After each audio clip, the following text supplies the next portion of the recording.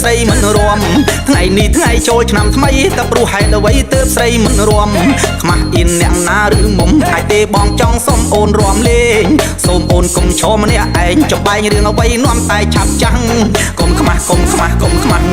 កុំខ្មាស់កុំខ្មាស់កុំខ្មាស់ខ្មាស់អីអូនអេឆ្នាំមុនមិនទាន់ក្រមុំសំហើយដែលថាមិនហ៊ានចូលរួមឆ្នាំមុនមិនទាន់ក្រមុំសំហើយដែលថាមិនហ៊ានចូលរួមឆ្នាំនេះអូនល្អស្អាតល្មមសាច់សសែនសំនាងស្រស់ដាច់គេសូមគុំអំអៀនបានទេបន្ទោឆ្នាំខ្មែរយើងគួរតែរួមនាងរួមនាងរួមនាងរួមនាងរួមនាងរួមនាងរួមឡើងរួមមកអូនអេនៅក្មេងបងចាំមិនភ្លេចកាលយើងនៅតូចអូនស្រឡាញ់បងនៅក្មេងបងចាំមិនភ្លេចកាលយើងនៅតូចអូនស្រឡាញ់បងឆ្នាំនេះស្រឡាញ់អូនម្ដងព្រោះតែនួនអងអូនពេញក្រមុំអាចទេមាសមេបងសុំមេត្តាអូនកុំប្រកែកបងអីសុំស្រីសុំស្រីសុំស្រីសុំស្រីសុំស្រីសុំស្រីសុំស្រីចូលរួមអេផ្លែផ្កាលេបខាយវែងឆ្ងាយសុំចិត្តឆោមឆាយអូនកុំប្រកាន់ផ្លែផ្កាលេបខាយវែងឆ្ងាយសុំចិត្តឆោមឆាយអូនកុំប្រកាន់ថ្ងៃនេះជាថ្ងៃចូលឆ្នាំមានទោះខវ័យប្រណីគ្នាទៅ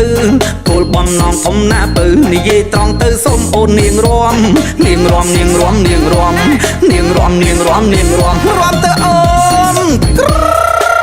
ហាត់ហាត់ហាត់ចាត់ចាត់ចាត់ចាត់ចាត់ចាត់ចាត់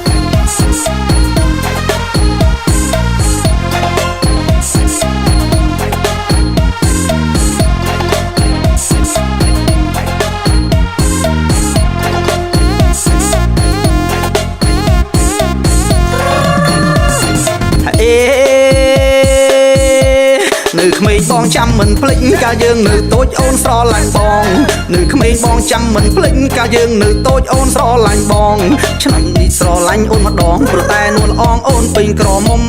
អាចទេមាសមេបងសុំមេត្តាអូនកុំប្រកែកបងអី